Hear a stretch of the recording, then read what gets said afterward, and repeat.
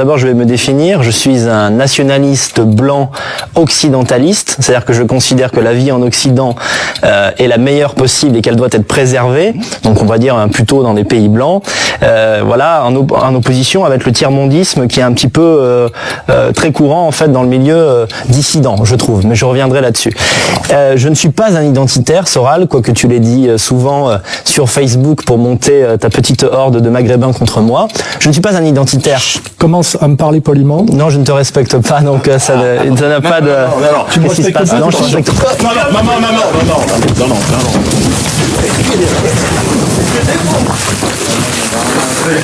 Ah, ben c'est très bien. Non, je me fais pas manquer de respect par cette petite merde. Il n'en est pas question. Jamais. Maintenant, j'ai pas fini de parler. J'ai même pas fini de me présenter. C'est un débat ou c'est... Non, c'est pas un débat. Tu appelles à la guerre. Non, c'est faux. Tu appelles à la violence. La guerre civile a déjà commencé en France, Alain. La guerre civile a déjà commencé. Tu veux faire du buzz par des clashs comme les racailles de banlieue dont tu es la symétrie. Tu n'as pas de discours politique. Si, j'ai un discours politique, Soral. Et le tien est intenable. Le tien est intenable. La réconciliation en France, Soral, et Jacob Cohen. En quoi mon discours politique se limite à la question des musulmans? Excuse-moi, c'est... Elle se limite actuellement à ça. Non, elle se limite actuellement à ça. Alors je vais te dire, petit con, hein, tu appelles à la violence. Non seulement contre des Français d'origine immigrée qui ne t'ont rien demandé, qui souvent sont des travailleurs. Ils n'ont jamais rien fait de mal. Tu ne sais pas ce que c'est de vivre en banlieue, Soral. Tu es un bourgeois. Tu ne vis pas en banlieue. Tu es né. Attends, je vais... Non, mais maintenant que tu m'as mis le premier, moi je peux m'y mettre aussi. C'est pas un problème, Soral. Tout ce que tu racontes est faux. C'est très bien que je pisse le sang. Tu pousses à la violence. C'est faux. La violence, elle existe déjà. Des petits blancs, effectivement, en désespérance, sachant très bien que derrière, pour eux, c'est la prison. Je viens d'aider à faire sortir, à éviter la prison à 3 jeunes qui étaient allés foutre bêtement le feu à la porte d'une mosquée. C'est mon avocat qui les a sortis. C'est pas moi qui empêche tout le monde de parler. Tu fais le relais voyou du discours de Zemmour. À part que simplement, tu envoies des types au casse-pipe. Toi-même, tu feras rien. T'es un petit mariole et un petit malin. Non, je vais continuer très longtemps, Alain. Non, tu vas pas continuer très longtemps. Ou alors, c'est que tu as des soutiens qu'on ne connaît pas. Oh là là. Quelles sont tes preuves, Soral? Eh ben, je trouve bizarre un type qui peut en permanence appeler à la violence raciale par les médias internet sans avoir... Je n'appelle pas à la violence raciale, c'est faux. C'est faux. Tu dis aux gens qu'il faut qu'ils s'arment. T'as jamais fait une sortie d'usine. Il y a des tas de mecs qui travaillent, qui sont S1, non, c'est pas vrai. Et qui sont travailleurs et d'origine immigrée, donc musulmans. Les intérêts des prolétaires immigrés et des prolétaires français ne convergent pas, Alain. Parce que les immigrés, par leur vote, traduisent. Je te parle d'abord pas de clandestins ou des choses comme ça. Je te parle de types qui sont de nationalité française, souvent qui ont des enfants, des petits-enfants, certains qui ont réussi leur parcours social. Je me permets peut-être juste effectivement simplement... Le sang, laissez pisser le sang, c'est bien, ça fait warrior. Il n'y a pas de souci. Il y a des milliers de Français d'origine immigrée, mais c'est pas mon cœur de cible, et c'est toi qui fais une fixette là-dessus parce que c'est ton fonds de commerce, qui m'écrivent tous les jours. Quel est ton fonds de commerce, Soral? C'est pas les Arabes, peut-être? Non, pas du tout, non. C'est la réconciliation nationale. J'étais au Front National pour parler de la question sociale. D'abord, la question sociale, t'en as rien à foutre parce que tu n'es jamais inscrit dans le monde du travail. Non, c'est toi, canard. Donc tu prescris aux Français de rester calmes face à l'immigration dans une logique de réconciliation, et cette réconciliation est impossible. D'accord? Elle ne fonctionnera jamais. D'abord, il n'y a pas de réconciliation à avoir avec des citoyens français qui sont là depuis 2-3 générations. Ce ne sont pas des Français, tu le sais très bien. Ce ne sont pas des Français de cœur. Ce ne sont pas des Français. Ce ne sont pas des Français. Parce que c'est le cas et tout le monde s'en rend compte. Le Front National ne serait pas à 30%.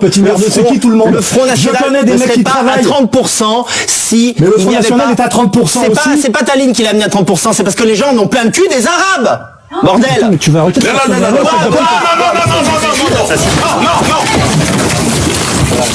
J'en ai marre de t'entendre insulter les gens, espèce d'ordure.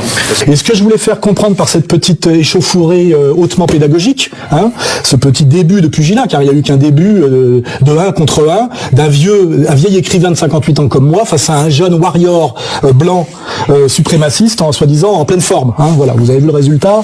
Je suis pas sûr que ce soit vraiment le champion qu'il faut que vous choisissiez, ceux qui pensent que c'est ça la vraie voie. Voilà. Mais je voulais surtout faire remarquer que c'est toute la question d'Internet et de la dissidence 2.0, quelle qu'elle soit, c'est que le virtuel, Internet, Facebook, pousse à la provocation, à la violence, je dirais, verbale, et qu'en réalité, la violence, c'est très dangereux dans la vraie vie, parce que on sait pas quand ça va commencer, on sait pas comment ça finit, et ça peut faire mal, voilà. Et moi, je trouve dégueulasse dégueulasse qu'un type un peu malin, un peu intelligent, manipule, que ce soit pour manipuler des crétins de banlieue d'origine ethnique, par exemple quand c'est Soros avec Live Back Matter ou l'affaire Traoré, ou un petit Conversano qui vient de la gauche culturelle, il était ton assistant à l'époque, manipule en fait des types fragiles, en colère, ce que je peux tout à fait comprendre, pour les pousser à commettre des actes délictueux et pousser à des attaques contre-attaques de bandes de jeunes ultra-violentes. Pour moi, c'est pas un discours politique, c'est un discours irresponsable et criminel, et je voulais que les gens se rendent compte ce que ça peut donner dans la réalité. Et encore, moi je suis un papy gentil. Imaginez si réellement jusqu'où ça pourrait aller s'ils tombent sur soit des vrais identitaires qui n'aiment pas que cet usurpateur abuse de leurs paroles, parce que moi je discute depuis des années avec les vrais identitaires comme Vardon ou Fabrice Robert, et puis aussi si un jour effectivement des jeunes finalement qui étaient relativement calmes se sentent humiliés, insultés et menacés par ce garçon et pensent à ce coup qu'ils doivent aussi s'armer et passer à la violence de groupe. Voilà. Donc ceci avait une vertu pédagogique. Ne confondez pas le clash et le buzz internet virtuel avec la réalité. Pour moi, ce petit manipulateur, ce petit malin ne fait pas de la politique. Il incite à la violence de la façon la plus brutale et la plus caricaturale qui soit. On est face à un petit mariole qui incite à la violence essentiellement sur les réseaux sociaux. Et je vous le dis, il valait mieux que ce soit moi qui le remette à sa place et qui le corrige, plutôt que de le laisser aller plus loin et trop longtemps plus loin. Donc je dis bien que la vertu de ce petit pugilat, finalement qui n'était pas grand-chose par rapport à ce qui peut arriver dans la réalité, pour que les internautes qui vont regarder ça comprennent bien que la réinformation par Internet c'est bien, mais ça a aussi des défauts, c'est les dangers du virtuel. Et dans le virtuel, tout le monde se prend pour un warrior, tout le monde se prend pour un suprématiste blanc ou noir d'ailleurs, tout le monde appelle au meurtre de tout le monde, et en réalité, c'est quand même moralement de la merde, c'est humainement malsain, et dans le réel, ça n'aura que des effets très négatifs. Qui suis dans un combat politique radical depuis des années et des années avec, comment dirais-je, un système contre moi autrement plus violent que ce qu'il subit lui, parce qu'il subit pas grand-chose. Ce qui est d'ailleurs étonnant, je me demande comment il peut oser faire tout ça sans se retrouver en garde à vue au tribunal ou etc. Alors que moi, toi, je crois qu'on est à 100 procès, et moi à plus de 40. Voilà. Donc je suis en plus très étonné. Je me demande si quelque part, pour fanfaronner autant, il n'y aurait pas quelque part du soutien, parce que finalement il est sur la ligne Zemmour. Zemmour appelle aussi lui à la violence bien planquée à la télé et à la radio, et puis derrière il faut des relais, des relais de terrain. Donc je me pose aussi la question de savoir si son espèce d'étrange fanfaronnade et son espèce de courage lui vient du fait qu'il n'a jamais connu autre chose que la dissidence 2.0, le virtuel et Internet, ou si alors il se sent protégé, sécurisé sur le plan politique par des gens effectivement qui ont envie effectivement de cacher la question sociale par la question raciale, d'aggraver la violence en France, et là ça nous renvoie à qui est derrière Daesh, et je le répète bien, moi je ne confonds pas du tout Daesh et les musulmans du quotidien, et je trouve que Conversano, par son discours et son attitude, est finalement un daéchien inversé. Voilà. Avant de venir, j'ai regardé son Facebook, ses vidéos, etc. depuis quelques temps, et pour les gens qui comprennent pas ma tension nerveuse et ma colère, c'est que il va très très loin dans l'injure envers moi et dans l'appel au meurtre.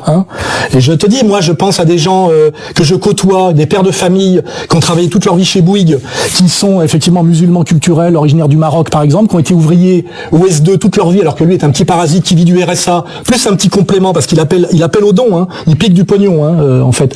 Et je vois ces vieux Français effectivement de culture musulmane et d'origine marocaine ou algérienne qui ont travaillé toute leur vie pour que leurs gosses, leurs filles et leurs fils puissent s'élever socialement, faire des études, et qui travaillent, apportent quelque chose à la société française, travaillent souvent dans des métiers plus ou moins difficiles, se comportent de façon exemplaire. C'est ceux-là avec qui je dialogue moi, dont il a jamais entendu parler, parce que lui, en fait, il a une vision d'ado et de type qui s'est fait humilier à la récré dans une cité de chaude. Voilà, c'est pas une vision politique. Et moi, quand il m'a dit en hurlant, il y en a marre des Arabes, d'un air de dire on va ratonner, parce que c'est ça que ça veut dire, j'ai pensé aux centaines et centaines de gens qui m'envoient des messages, aux centaines de gens qui me font confiance, qui me disent merci, grâce à vous, mon fils a repris ses études, je lis vos livres, vous m'avez fait échapper à la délinquance, merci de ne pas nous amalgamer à Daesh, etc.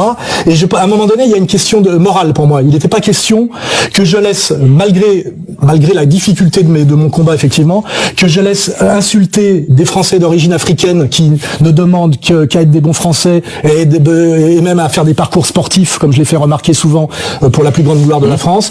Et je ne veux pas qu'on appelle à la ratonnade contre des travailleurs qu'on a fait venir souvent pour faire les boulots effectivement un peu durs qu'on ne voulait plus faire, et qu'on les amalgame abusivement à Daesh pour effectivement les faire agresser par, je le dis, des petits blancs en colère de QI de 80, qui, comme les trois de la semaine dernière, là, je vais rappeler ça, mon avocat la semaine dernière a réussi à empêcher la prison ferme à 3 jeunes qui regardent les vidéos de Conversano et qui, bourrés un vendredi soir, sont allés foutre le feu à la porte d'une mosquée. C'est mon avocat qui leur a empêché la prison ferme, et parce qu'il a dit effectivement que ces jeunes étaient poussés par nos politiques, par Valls, par Hollande, par Bernard-Henri Lévy, par Zemmour, par Elisabeth Badinter, et un des trois avait 30 ans et 5 enfants à charge. Mon avocat leur a évité la prison, aussi parce que sur mon message et sur ma ligne, puisque c'était Maître Viguier, l'imam de la mosquée a dit qu'il pardonnait, puisqu'effectivement il avait compris que c'était des jeunes en désespérance, manipulés par le discours ambiant. Voilà. Ce petit merdeux n'a aucune légitimité à aucun moment, ni comme warrior, ni comme européen blanc, ni comme défenseur effectivement de la cause nationale. C'est vraiment un type qui a essayé, il a échoué, je crois, dans l'art. Il faisait des courts-métrages, des trucs comme ça, et qui s'est engagé dans ce combat comme si c'était de l'art contemporain ou un jeu. Ce n'est pas un jeu, c'est très dangereux tout ça, et j'espère que je lui ai aidé un peu à comprendre que tout ça pouvait être dangereux et que la violence en vrai ça pouvait faire mal, et surtout qu'il n'avait pas forcément les moyens de gagner cette espèce de combat ultra brutal qu'il voulait engager, alors qu'il ne sait pas ce que c'est. Voilà, moi j'ai toujours constaté que les gens qui incitaient le plus à la violence étaient souvent les gens les plus lâches et ceux qui avaient le moins pratiqué. C'est engagé dans quelque chose qui est très dangereux, et qui est très dangereux pour lui, parce que moi je suis gentil, je l'ai juste mis une petite fessée, mais il peut tomber sur, quand il dit il y en a marre des Arabes et que les nègres, qu'est-ce qu'il dit sur les nègres? Bon, il parlait d'un QI de 70. Voilà, il peut tomber à un moment donné sur des Noirs qui peuvent avoir un QI d'ailleurs qu'il faudrait mesurer, mais qui peuvent très mal prendre ses propos et se comporter de façon beaucoup plus violente que lui. Et je sais, je l'ai vérifié, ce n'est pas un guerrier. Voilà, donc pourquoi, en fait, par manque de courage, je dirais artistique, pourquoi va-t-il se lancer sur ce terrain qui est un terrain très glissant, je dirais en dernière instance pour lui? Parce que moi, en tant qu'adulte un peu plus vieux que lui, qui a fait un long parcours d'agite-prop, de politique engagée, et qui était souvent dans des situations chaudes, c'est un peu comme un papa. Je me disais, c'est à moi de lui mettre la fessée avant que d'autres lui mettent de façon beaucoup plus brutale. L'efficacité politique de Conversano, il ne fait jamais que pousser, notamment les Français d'origine immigrée, à la colère, à la violence contre les Français, parce qu'ils vont assimiler tous les Français blancs de souche à Conversano.